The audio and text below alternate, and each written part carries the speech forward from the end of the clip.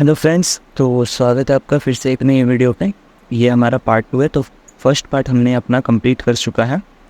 तो exercise number यानी कि प्रश्नावली नंबर 2.2 का ये क्वेश्चन को हम लोग सॉल्व करेंगे। तो क्वेश्चन नंबर 2.2 में सिर्फ 2 ही क्वेश्चन है। पहला को हम लोगों ने सॉल्व कर लिया, देन दूसरा को सॉल्व करेंगे। इसका कुछ पॉइंट करके दिया हुआ है। तो यहाँ पे हम लोग देखेंगे कि एक द्विघात बहुपद ज्ञात कीजिए, यानी कि हमें एक द्विघात समीकरण बनाना है बहुपद के रूप में। ठीक है, मतलब कि क्वाड्रेटिक इक्वेशन एक हमें निकालना है जिसमें शून्य के योग तथा गुणनफल क्रमशः दी गई संख्या है। यानी कि यहाँ पे क्रमशः यानी पहला वाला क्या है, शून्य का योग, और दूसरा वाला गुणनफल क्रमशः, मतलब पहला वाला योग और दूसरा वाला गुणनफल के रूप में हमारे पास दिया गया है। इस दोनों का यूज़ करके हमें क्वाड्रेटिक इक्वेशन बनाना है। अब हम पहले देख लेते हैं कि क्वाड्रेटिक इक्वेशन का फॉर्म क्या होता है। क्वाड्रेटिक इक्वेशन का फॉर्म हमारे पास होता है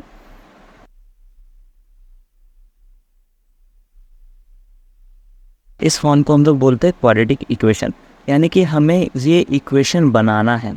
ठीक है, इसके यूज़ से इंट्रोडक्शन को देखे थे जब इस चैप्टर के, तो उसमें मैंने बताया था आप लोगों को कि कैसे करके हमें निकालना है। तो जिसने भी अभी तक इंट्रोडक्शन नहीं देखा तो जा करके इंट्रोडक्शन को देख सकते हो। अदरवाइज़ ये वाला भी वीडियो देख करके आप लोगों को क्लियर हो जाएगा। तो चलिए स्टार्ट करते हैं बनाना। तो हमारे पास दिया गया है पहले शून्यकों का योग। तो सबसे पहले हम देखेंगे कि शून्यकों का योग का जो हमारे पास फॉर्मूला था वो क्या था।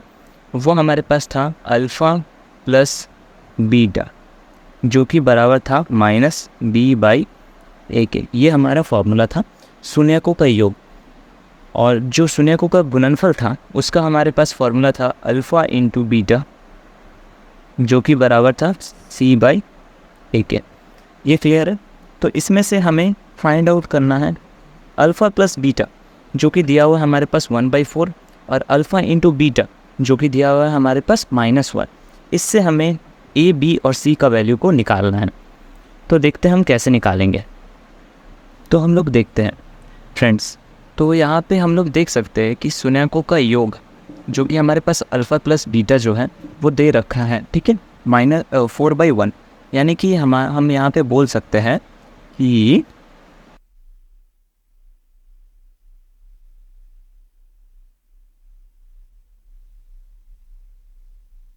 अब हम लोग देखते हैं कि शून्यकों का योग यानी कि अल्फ़ा प्लस बीटा हमारे पास दिया गया है। अल्फ़ा प्लस बीटा की वैल्यू दे रखी है 1/4। ठीक है, शून्यकों का योग। तो हम लोग ऐसे लिख सकते हैं अल्फ़ा प्लस बीटा को 1/4 इक्वल्स टू -b/a के रूप में हम लोग लिख सकते हैं। क्लियर है। तो अब हम लोग देखेंगे कि ये तो हम लोग लिख लिए। अब इसमें से हम लोग कंपेयर करेंगे। अब अगर b को हम लोग 1 के साथ कंपेयर करें, b को अगर 1 के साथ कंपेयर करेंगे तो हम लोग देखेंगे कि b का वैल्यू हमारे पास क्या आएगा, ये माइनस इधर चला जाएगा, यानी कि माइनस इधर से हट करके अगर उधर भेजते हैं हम लोग तो ये माइनस पे आ जाएगा, ये प्लस बन जाएगा।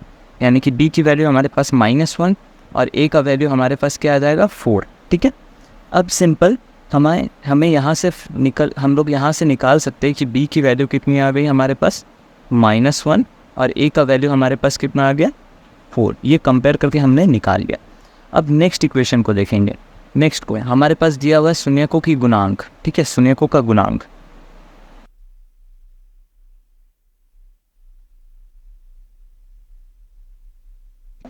अल्फ़ा इंटू बीटा, जो कि किसके बराबर था c/a के। ठीक है, अब हमें एक चीज़ है इसमें, अल्फ़ा इंटू बीटा का वैल्यू हमारे पास दे रखा है -1, तो हम लोग लिख देंगे अल्फ़ा इंटू बीटा का वैल्यू -1।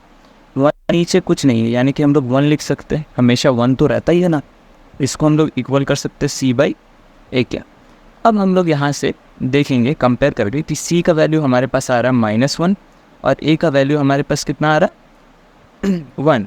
तो यहाँ भी हमें क्या मिल रहा है, c का वैल्यू -1 और a का वैल्यू 1। ठीक है फ्रेंड्स, आगे देखते हैं। अब यहाँ से हमारे पास आ गया b का वैल्यू 1, a का। अब हम देखेंगे यहाँ पे कि a का वैल्यू हमारे पास 4 है और यहाँ पे a का वैल्यू हमारे पास 1 है, लेकिन हमें a का वैल्यू तो 1 ही चाहिए ना।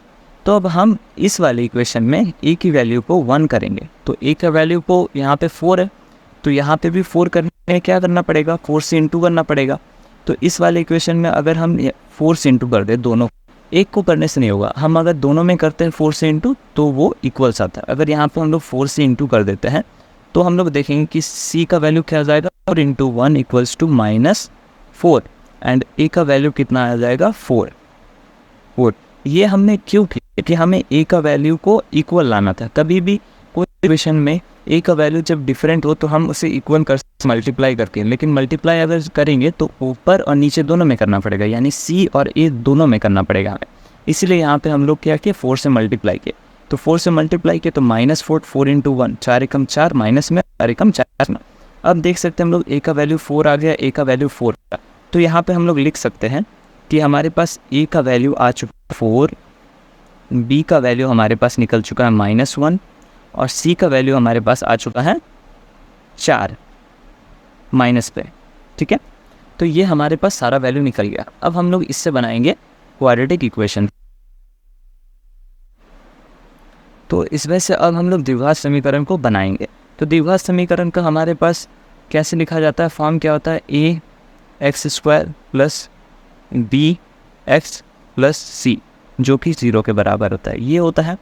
तो अब हमें a की जगह पे a की वैल्यू, b की जगह पे b की वैल्यू, c की जगह पे c की वैल्यू बैठाना है, बस और कुछ नहीं करना है। तो a है 4 हमारा निकल गया, यानी 4x²।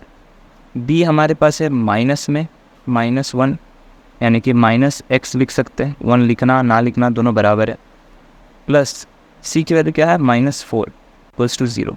तो अब इसको हम लोग लिख सकते हैं 4x² -x -4 जो कि 0 के बराबर है, और ये हमारा हो गया आंसर। हमने निकाल लिया यहाँ से क्वाड्रेटिक इक्वेशन। तो सबसे पहले हमने देखा था यहाँ पे क्या कि हमारे पास क्या दिया हुआ है। सबसे पहले हमारे पास शून्यकों का योग दिया हुआ था और गुणांक दिया हुआ था। योग का फार्मूला हमने लिखा और गुणांक का फार्मूला हमने लिखा यहाँ पे, alpha into beta equals to C. अब योग का फार्मूला हमारे पास क्या होता है, alpha plus beta equals to -b/c। तो अल्फा इंटू बीटा का फॉर्म जो वैल्यू दिया उसको हमने यहाँ पे बैठाया और b और a के कंपेयर कर दिया, b और a से कंपेयर कर दिया, तो हमारे पास b और a निकल गए। यहाँ भी सेम शून्यकों का गुणांक जब निकालना था तो अल्फ़ा इंटू बीटा जो कि c/a के बराबर है। तो यहाँ से भी हम लोग कंपेयर करके c और a का वैल्यू निकाले, लेकिन हमें a का वैल्यू दोनों जगह सेम लिखना है। तो a का वैल्यू दोनों जगह सेम लिखने के लिए हमें क्या करना पड़ेगा, इस इक्वेशन में हमें 4 से इंटू करना पड़ेगा, तभी जा करके 1 इंटू 4 होकर के ये 4 बनेगा। तो b का वैल्यू -4, 4 -1 से इंटू होकर के -4 बन गया, और यहाँ पे जब हम लोग 4 को इंटू करेंगे 1 से तो वो 4 बनेगा। तो यहाँ पे हम क्लियर देख पाते a का वैल्यू 4, b का वैल्यू -1 एंड c का वैल्यू -4 निकला, जिसको हम लोग कंपेयर करने के लिए द्विघात समीकरण के समीकरण में लिखेंगे, द्विघात समीकरण के रूप में लिखेंगे। तो द्विघात समीकरण का रूप हमारे पास क्या होता है, ax² plus bx plus c जो कि 0 के बराबर होता है। तो हम लोग उसी को a की वैल्यू a में, b की वैल्यू b की जगह और c की वैल्यू c की जगह बैठा करके हम लोग इस इक्वेशन को पूरा निकाल लिए, और यही है हमारा सॉल्यूशन। तो फ्रेंड्स हम लोग नेक्स्ट क्वेश्चन की ओर बढ़ते हैं। अब हमारे पास दिया हुआ है शून्यकों का योग √2 और शून्यकों के गुणांक दे रखा है 1/3। इससे हमें द्विघात समीकरण को निकालना है, यानी कि क्वाड्रेटिक इक्वेशन को निकालना है। तो सबसे पहले हम देखेंगे कि ये जो √2 शून्यकों का योग जो दिया हुआ है उसका फॉर्मूला होता है अल्फ़ा प्लस बीटा जो कि -b/a के बराबर होता है। तो अल्फ़ा प्लस बीटा यही तो हमारे पास दे रखा है √2। तो हम लोग यहाँ पे अल्फ़ा और बीटा का पूरा वैल्यू को हम लोग √2 लिख सकते हैं यहाँ पे,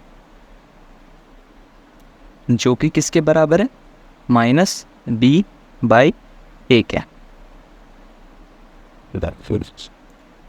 ओके, तो अब हम लोग इसमें कंपेयर करेंगे, ये नीचे में कुछ नहीं है यानी कि 1 है, यानी a का वैल्यू हम लोग 1 बोल सकते हैं, और माइनस यहाँ पे b का वैल्यू -b है ना, तो b की वैल्यू को निकालने के लिए ये माइनस इधर चला जाएगा, यानी कि इधर माइनस हो जाएगा तो ये इधर प्लस हो जाएगा, यानी कि b का वैल्यू को हम लोग -√2 बोल सकते हैं कंपेयर करने के बाद। तो यहाँ से हमारे पास निकल गया b का वैल्यू और a का वैल्यू। तो b का वैल्यू हमारे पास आ गया -√2 और a का वैल्यू हमारे पास आ गया 1। अब हम लोग सिमिलर सेकंड नंबर इक्वेशन को देखेंगे, सेकंड नंबर को देखेंगे कि शून्यकों के गुणांक जो कि अल्फ़ा इंटू बीटा किसके बराबर होता है, c/a के बराबर। तो हमारे पास अल्फ़ा इंटू बीटा शून्यकों के गुणांक का ही वैल्यू यहाँ पे दे रखा है 1/3। तो इस पूरे को हम लोग लिख सकते हैं 1/3 जो कि किसके बराबर है, c/a के बराबर है। क्लियर है। अब हम लोग देखेंगे कि इन दोनों में से c और a का वैल्यू को कैसे निकालते हैं। तो c का कंपैरिजन करेंगे इस c के सामने वाले के साथ, a का कंपैरिजन करेंगे a के सामने वाले के साथ, यानी c की वैल्यू को हम लोग लिख सकते हैं 1, c का वैल्यू हमारे पास आ गया 1, और यहाँ पे हम लोग a की वैल्यू को लिख सकते हैं 3, a का वैल्यू को हम लोग लिख सकते हैं 3। अब हम लोग यहाँ पे क्लियर एक चीज़ देख पाते हैं कि यहाँ पे a का वैल्यू 1 आया है और यहाँ पे a का वैल्यू 3 आया हुआ है, तो हमें a का वैल्यू को इक्वल करना है। तो अगर हम लोग यहाँ पे 1 लाएंगे, 3 से डिवाइड करेंगे, या तो हम लोग कर सकते हैं यहाँ पे a को 3 बना ले, a की वैल्यू जो 1 है उसको हम लोग 3 बना ले। तो 3 बनाने के लिए हमें यहाँ पे पूरा इक्वेशन में इंटू करना पड़ेगा 3 से। तो 3 से अगर इंटू करेंगे तो b का वैल्यू हमारे पास कितना आ जाएगा, -3√2। ठीक है फ्रेंड्स। वैसे ही a के साथ इंटू करेंगे तो a का वैल्यू यहाँ पे क्या आ जाएगा, 3 आ जाएगा। अब हम लोग देख पाते हैं यहाँ पे a का वैल्यू और यहाँ पे a का वैल्यू दोनों इक्वल हो चुका है, यानी a की वैल्यू को हम लोग 3 लिख सकते हैं। तो अब हमारे पास तीनों का वैल्यू आ चुका है, a का, b का और c का। a का वैल्यू आ गया हमारे पास 3, b का वैल्यू हमारे पास आ गया -3√2 और c का वैल्यू हमारे पास आ गया यहाँ पे 1। अब हम लोग इससे द्विघात समीकरण को बनाएंगे। तो द्विघात समीकरण का फॉर्म हमारे पास क्या होता है, समीकरण का जो रूप होता है वो होता है x² + bx + c, जो कि किसके बराबर होता है, 0 के बराबर होता है। तो a की जगह पे a का, b की जगह पे b का और c की जगह पे c का वैल्यू को हम लोग पुट करेंगे। a की वैल्यू है 3 तो हम लोग लिखेंगे 3x², b की वैल्यू है माइनस, प्लस और माइनस मिलकर के माइनस हो जाएगा, -3√2 x है तो x लिखेंगे, और c का वैल्यू हमारे पास है 1 यानी +1 = 0। तो हमारे पास द्विघात समीकरण क्या बन करके आ गया, क्वाड्रेटिक इक्वेशन बन करके आ गया, 3x² - 3√2x + 1, ये हो गया हमारा आंसर। ठीक है फ्रेंड्स। नेक्स्ट क्वेश्चन पे जल्दी से बढ़ते हैं हम। तो फ्रेंड्स हम लोग नेक्स्ट क्वेश्चन में देखते हैं। हमारे पास दिया हुआ है शून्याकों का योग 0 और शून्याकों के गुणांक -√5।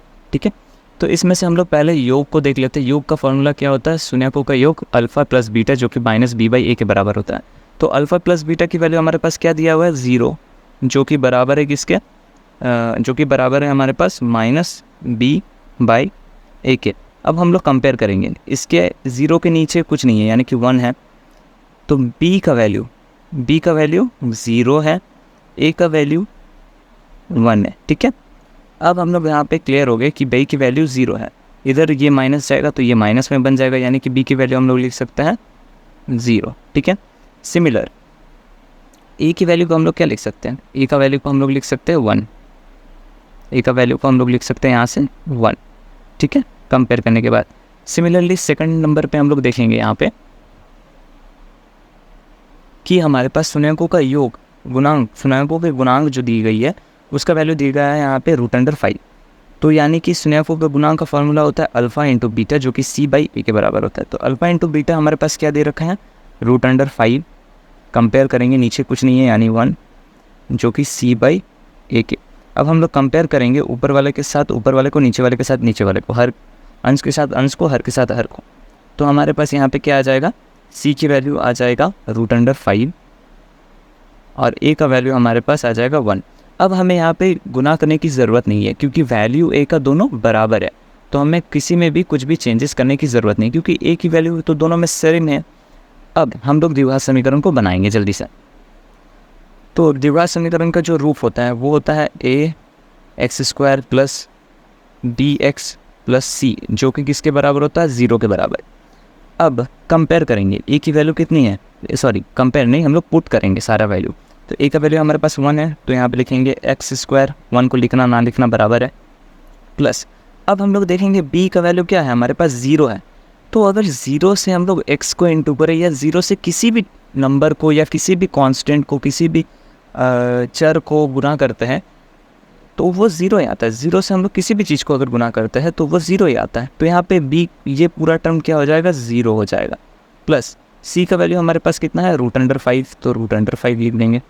अब हम लोग इसको बोल सकते हैं कि x² प्लस √5, ये हो गया हमारे पास आंसर इसका। क्लियर है फ्रेंड्स? बढ़ते हैं नेक्स्ट क्वेश्चन पे। तो फ्रेंड्स हमारे पास नेक्स्ट क्वेश्चन है, शून्यांकों का योग हमारे पास दे रखा है 1 और शून्यांकों के गुणांक हमारे पास दे रखा है 1। तो पहले शून्यांकों के योग का हम लोग उससे निकालते हैं वैल्यू पहले। तो शून्यांकों का योग अल्फ़ा प्लस बीटा जो कि बराबर होता है -b/a के। ठीक है, तो शून्यांकों का योग हमारे पास क्या दे रखा है, शून्यांकों का योग यानी कि अल्फ़ा प्लस बीटा की वैल्यू हमारे पास 1 दे रखा है। तो यानी कि हम लोग लिख सकते हैं अल्फ़ा प्लस बीटा को पूरी 1, नीचे कुछ नहीं है यानी कि 1 लिख सकते हैं, 1/1 इक्वल्स टू हमारे पास क्या है, -b/a। ओके फ्रेंड्स, तो अब हम लोग कंपेयर करेंगे, ये माइनस को उधर भेजेंगे तो इधर माइनस हो जाएगा, ये इधर प्लस हो जाएगा।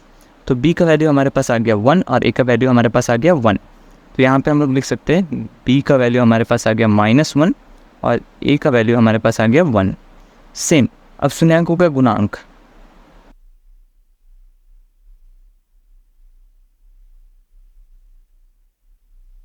शून्यांकों का गुणांक क्या होता है, अल्फ़ा इंटू बीटा जो कि c/a के बराबर होता है और जिसका वैल्यू दे रखा है अल्फ़ा इंटू बीटा का 1। तो इसको हम लोग लिखेंगे 1, नीचे कुछ नहीं है यानी 1 लिख सकते हैं हम लोग, जो कि बराबर होगा c/a के। अब फिर से हम लोग कंपेयर करेंगे, c के सामने वाले को c के साथ, a के सामने वाले को a के साथ। तो हमारे पास यहाँ पे आ गया c का वैल्यू 1 और a का वैल्यू 1। अब हम लोग फिर से देखेंगे, यहाँ पे a का वैल्यू 1 है, यहाँ भी a का वैल्यू 1 है, सेम है, यानी कि हमें कुछ भी मल्टीप्लाई या कुछ भी डिवाइड का चेंज करने की ज़रूरत नहीं है। तो हमारे पास यहीं से निकल गया a का वैल्यू 1, b का वैल्यू -1 और c का वैल्यू 1। अब हम द्विघात समीकरण को बनाएंगे। फ्रेंड्स हम लोग जानते हैं द्विघात समीकरण का रूप कैसा होता है, ax² plus bx plus c, इस रूप को हम लोग बोलते हैं द्विघात समीकरण, जो कि 0 के बराबर होता है। अब सारा वैल्यू हम लोग इस इक्वेशन में पुट करेंगे। a का वैल्यू हमारे पास निकला 1, तो यहाँ पे लिखेंगे 1 को लिखना ना लिखना बात बराबर है, यानी कि हम लोग x² लिख सकते हैं, प्लस b का वैल्यू हमारे पास निकला -1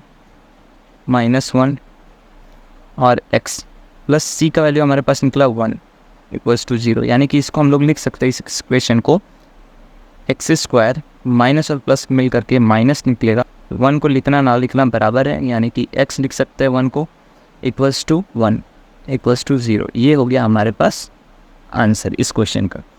ठीक है, नेक्स्ट क्वेश्चन की ओर बढ़ते जल्दी से फिर। तो यहाँ पे हम लोग क्वेश्चन नंबर 5 देख लेते हैं। 5 में हमारे पास क्या दिया हुआ है, यहाँ पे दे रखा है शून्यांकों का योग जो है -1/4 और शून्यांकों का गुणांक 1/4। तो यहाँ पे मैंने पहले से लिख रखा है शून्यांकों का योग जो कि अल्फ़ा प्लस बीटा होता है, उसकी वैल्यू क्या होती है, -b/a के बराबर। तो अल्फ़ा प्लस बीटा हमारे पास दे रखा है -1/4, जो कि किसके बराबर होता है, -b/a के। तो यहाँ से हम लोग कंपेयर कर सकते हैं। अब फ्रेंड्स यहाँ पे हम लोग देखेंगे कि माइनस से माइनस को हम लोग कैंसिल आउट कर सकते हैं दोनों। तो हमारे पास b का वैल्यू आ गया 1 और a का वैल्यू आ गया 4। यहाँ पे हम लोग लिख सकते हैं b की वैल्यू हमारे पास आ गया 1 और यहाँ पे a का वैल्यू हमारे पास आ गया 4। क्लियर है? अब नेक्स्ट शून्यांकों का गुणनफल, शून्यांकों का गुणांक या गुणनफल कितना दे रखा है हमारे पास, 1/4। तो अल्फ़ा प्लस बीटा की वैल्यू दे रखी है 1/4, जो कि किसके बराबर होगा, c/a के बराबर। कंपेयर करेंगे यहाँ पे c के साथ c को, a के साथ a को। तो हमारे पास यहाँ पे क्या निकल के आएगा, c की वैल्यू हमारे पास है 1 और a का वैल्यू हमारे पास है 4। अब यहाँ पे फिर से हमें a की वैल्यू को चेंज करने की ज़रूरत नहीं है, क्योंकि a का वैल्यू दोनों में सेम है। तो हम लोग क्लियर देख पाते हैं, a का वैल्यू आ गया 4, c का वैल्यू आ गया 1 और b का वैल्यू आ गया 1। अब हम लोग द्विघात समीकरण के रूप में लिखेंगे जल्दी से इसे।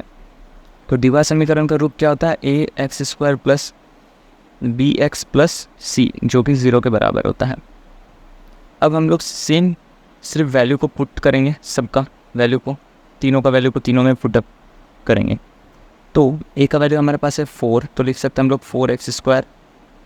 b का वैल्यू हमारे पास कितना है 1, तो हम लोग लिख सकते हैं प्लस x क्योंकि इसके आगे हमेशा 1 रहेगा ही, प्लस सी की वैल्यू हमारे पास है 1, तो यहाँ पे सी की वैल्यू को हम लोग लिख सकते हैं 1 इक्वल्स टू 0। तो इस इक्वेशन को हम लोग लिख सकते हैं 4x² प्लस x प्लस 1। ये हो गया हमारा आंसर। नेक्स्ट क्वेश्चन की ओर बढ़ते जल्दी से। ओके फ्रेंड्स, तो हमारा ये लास्ट क्वेश्चन है हम जिसमें हमारे पास दिया हुआ है शून्याङ्कों का योग जो है 4 है और शून्याङ्कों की गुणनफल जो है वो 1 है।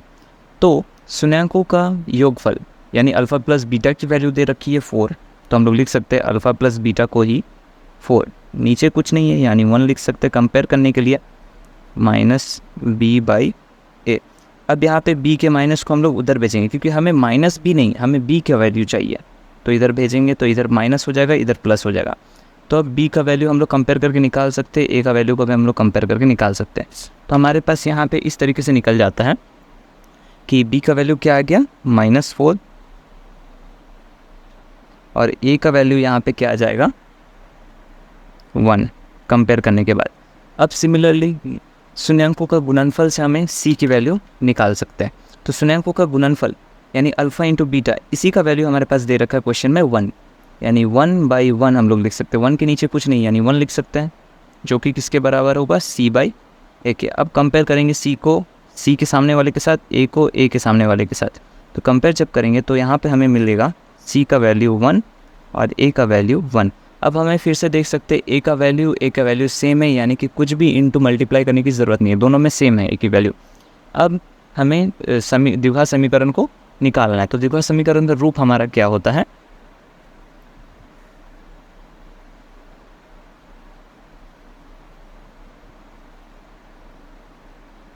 ये होता है हमारे पास द्विघात समीकरण का रूप। तो सारा का वैल्यू हम लोग पुट करेंगे इसमें, इस वाले इक्वेशन में सारा का वैल्यू को हम लोग पुट करेंगे। तो a का वैल्यू हमारे पास 1 है, यानी कि 1 को लिखना ना लिखना बराबर है, तो a x² लिख सकते हैं हम लोग, प्लस b का वैल्यू हमारे पास -4 निकला है, -4x लिख सकते हैं, प्लस c का वैल्यू हमारे पास 1 है इक्वल्स टू 0 लिख सकते हैं। सेम इस इक्वेशन को हम लोग थोड़ा सा अच्छे से लिख सकते हैं, x² प्लस है माइनस है -4x प्लस 1 जो कि 0 के बराबर। तो हमारे पास आंसर क्या आ गया, x² -4x प्लस 1, ये हो गया हमारा आंसर। आई होप कि आप लोगों को ये चैप्टर पूरा अच्छे से समझ में आया हो। जो भी क्वेश्चन अभी मैंने सॉल्व करा है, जो भी डाउट हो वो आप लोग कमेंट सेक्शन में पूछ सकते हैं। इसी तरह से हम लोग मिलते हैं एक और वीडियो पे, इसी और चैप्टर को देखेंगे अच्छे तरीके से और उसके सारे क्वेश्चन को सॉल्व करेंगे।